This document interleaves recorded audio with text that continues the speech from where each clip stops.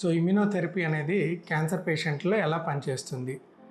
సాధారణంగా మనందరికీ కూడా మనం చేసే పనుల ద్వారా లేకపోతే ఉన్న అలవాట్ల వల్ల మన ఒంట్లో క్యాన్సర్ కణాలు అనేవి తరచుగా పుడుతూ ఉంటాయండి. మన ఒంట్లో ఉన్న రోగనిరోధక వ్యవస్థ తాలూకు కణాలు ఈ క్యాన్సర్ కణాలని పుట్టగానే గుర్తించి వాటిని నిర్మూలించడం వల్ల క్యాన్సర్ రాకుండా మనల్ని కాపాడుతాయి. కాకపోతే కొన్ని సందర్భాల్లో ఈ క్యాన్సర్ కణాలు తెలివిగా వాటిని రోగనిరోధక వ్యవస్థ గుర్తించకుండా దాచుకునే అవకాశం ఉంటుంది. సో ఇమ్యునోథెరపీ ఇవ్వడం ద్వారా మన క్యాన్సర్ కణాల్లో ఉన్న బ్రేక్ సిస్టమ్స్ని అనే వ్యవస్థని అది ఆపుతుంది.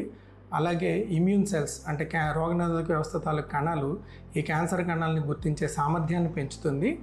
దీనివల్ల మన ఒంట్లో ఉండే టీ సెల్స్ అనేవి నేరుగా క్యాన్సర్ కణాలని గుర్తించి వాటిపైన దాడి చేసి చంపుతాయండి. సో ఈ విధంగా క్యాన్సర్ తగ్గుతుంది. ఇమ్యునోథెరపీ సాధారణంగా ఎటువంటి క్యాన్సర్స్లో ఎక్కువగా పనిచేస్తుంది?